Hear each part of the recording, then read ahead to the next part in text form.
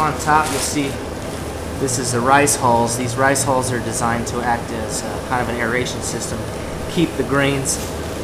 Underneath you'll find the German wheat, and also you've got some two-row, Colorado two-row in there. But what the rice hulls are going to do is they're going to pack in between. When we stir this all up, they're going to act as little spacers so that the effect isn't like an oatmeal and cause the drainage to stop. So the rice hulls are there for drainage. And this is our grain bill for a 11-gallon Beetle recipe, German or Belgian style wheat today.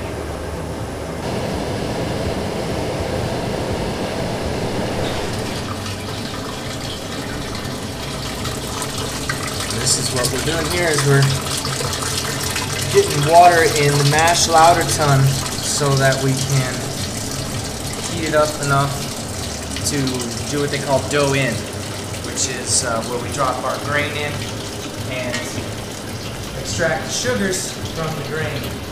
The sugars, of course, are what the yeasts eat and produce alcohol, which we all love so much. With our mash paddle in here, we're just going to mash it up. Bangers and mash. Start just pouring it in there nice and easy. Don't want any clumping or clustering. I'm going to make sure that all the grains meet temperature equally for optimal sugar extraction. I can't do everything at once. Clearly I am but just one man. So we'll stir this in, make sure that these get separated well enough, like a witch's brew. Make sure all these guys aren't clumping together at all. I started with about 5.63 gallons of water. Some more. Give me some more. Oh, that smells good. You ever smelled fresh baked bread at your grandma's house? It's better than that. Because grandma's fresh baked bread never got you drunk. Not to say that's what we're after, but it is a bonus.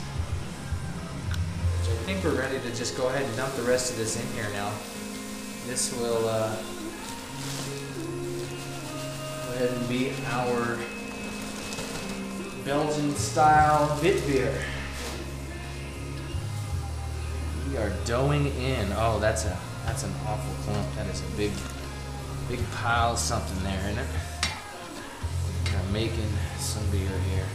Now again, the rice hulls are in there to separate grain, the ground grain, so that it'll drain properly when it comes time to transfer from the mash lauter tun into the boil kettle,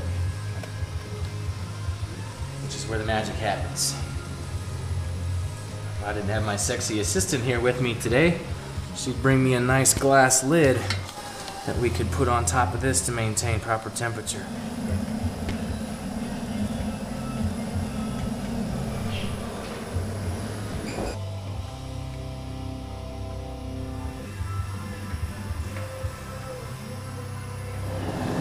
What we want to do is rinse the grains and get as much sugar as possible off of the grains. So then the sparge, if we can get a little bit of sprinkle going here, I'll go ahead and open up the valve on the pump.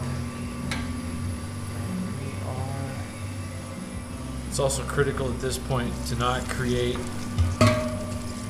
fractures in the actual grain bed itself, because then the water will just zip down through it real fast. What we're actually looking for is a nice even layer of water over the top so that the percolation is all even to get as much sugar out of the grain bed as possible. At this point we'll light the fire on the boil kettle so that we